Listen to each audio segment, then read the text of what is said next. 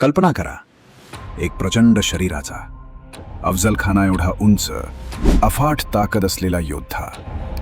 शिवराय आणि अफजल खान यांच्या ऐतिहासिक भेटीत ज्याच्या तलवारीने अफजल खानाचं शीर धडापासून वेगळं केलं, तोच योद्धा एक दिवस स्वराज्य सोडतो आणि शत्रूच्या बाजूने उभा राहतो. का घेतला त्याने हा धक्कादायक निर्णय? आणि असा पराक्रमी वीर शेवटी कुठे आणि कसा संपला, हे जाणून घ्यायचंय ना? तर मित्रांनो, मिस्ट्री महाराष्ट्रावर तुमचं मनापासून स्वागत आहे. आज आपण पाहणार आहोत या मालिकेचा शेवटचा आणि सर्वात वेदनादायक भाग, पराक्रमी वीराचा दुर्दैवी अंत, संभाजी कावजींची शेवटची लढाई. जर तुम्ही चॅनलवर नवीन असाल तर लगेच सबस्क्राईब करा आणि बेल आयकॉन दाबा, कारण अशा रहस्यमयी आणि थरारक इतिहासाच्या कथा तुम्हाला मिस होता कामा नयेत. आणि हो, शेवटपर्यंत नक्की पहा, कारण शेवटी आहे एक मोठा आणि विचार करायला लावणारा ट्विस्ट. मित्रांनो, पहिल्या 2 भागात आपण पाहिलं संभाजी कावजी कोंढारकर हे शिवरायांचे किती विश्वासू आणि पराक्रमी सरदार होते. अफजल खान वधाच्या वेळी खानाचं शीर कापणारा तोच हात, जावरीच्या लढाईत हनुमंतराव मोरेला ठार करणारा योद्धा, पन्हारगडाच्या वेढ्यात मोगल आणि आदिलशाही फौजांना धूळ चारणारा सिंह. संभाजी कावजी म्हणजे स्वराज्याचा एक मजबूत खांब होता. पण इतिहासात काही निर्णय हे तलवारीपेक्षा जास्त घातक ठरतात. भावनिक निर्णय जो सगळं बदलून टाकतो. 1670चा दशक. स्वराज्यावर मोठं संकट आलं होतं. पन्हारगडाला सिद्धी जौहर आणि शाहिस्ते खानाची प्रचंड फौज वेढा घालून बसली होती. स्वराज्य तग धरून होतं, पण आतून ताण वाढत होता. याच काळात संभाजी कावजींनी एक भावनिक आणि वादग्रस्त निर्णय घेतला. ते मोगल सरदार शाहिस्ते खानाच्या बाजूने गेले. का? कारण काही बखरी सांगतात वैयक्तिक राग, काही म्हणतात अपमानाची भावना, तर काही इतिहासकारांच्या मते स्वराज्यातील कठोर शिस्त आणि अहंकाराचा संघर्ष. इतिहासकारांमध्ये यावर मतभेद आहेत. पण एक गोष्ट नक्की, हा निर्णय स्वराज्यासाठी मोठा धक्का होता.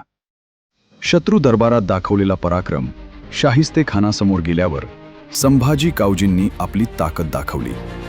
घोडा 4ही पायांनी हवेत उचलून. शाहिस्ते खान थक्क झाला. त्याने संभाजी कावजींना 500 स्वारांचा मनसबदार केलं. मलकर गावाची जहागीर दिली. पण आता प्रश्न होता, शिवराय काय करतील? शिवाजी महाराज जाणून होते, हा योद्धा जर शत्रूकडे राहिला तर स्वराज्याला मोठा धोका निर्माण होईल. म्हणूनच त्यांनी सरनोबत प्रतापराव गुर्जर यांना विशेष मोहीम दिली.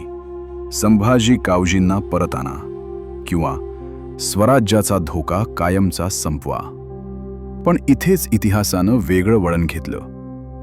प्रतापरावांनी मोगल सरदार बहलोल खानाला पकडलं, पण शिवरायांच्या आज्ञेविरुद्ध त्याला सोडून दिलं. शिवराय प्रचंड संतापले. त्यांनी कठोर पत्र पाठवलं, बहलोल खानाला पुन्हा पकडा, अन्यथा माझ्या समोर येऊ नका. प्रतापराव अपराधी झाले आणि त्यांनी एक धाडसी पण आत्मघातकी निर्णय घेतला. फक्त 6 विश्वासू योद्धांसह बहलोल खानाच्या छावणीवर हल्ला केला.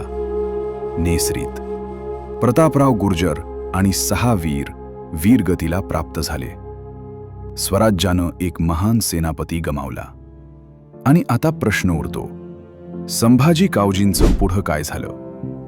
बहुतेक बखरी आणि स्रोत सांगतात ते मोगल बाजूनं लढत राहिले. नंतरच्या लढायांमध्ये काहींच्या मते मलकर परिसरात, तर काहींच्या मते दुसऱ्या मोहिमेत. शत्रूच्या बाजूनं लढताना त्यांचा मृत्यू झाला. स्वराज्यापासून दूर, शिवरायांच्या ध्वजाखाली नाही. हा होता एका पराक्रमी वीराचा दुर्दैवी अंत. मित्रांनो, संभाजी कावजी पराक्रमी होते, यात शंका नाही. पण इतिहास फक्त पराक्रम आठवत नाही, तो बाजूही लक्षात ठेवतो. राग, अपमान आणि अहंकार कधी-कधी तलवारीपेक्षा जास्त घातक ठरतात. आजही कोंढावळे गावात संभाजी कावजींचं स्मारक आहे.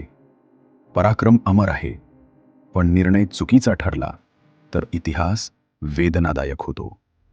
मित्रांनो, ही 3 भागांची मालिका तुम्हाला कशी वाटली? कमेंटमध्ये नक्की सांगा.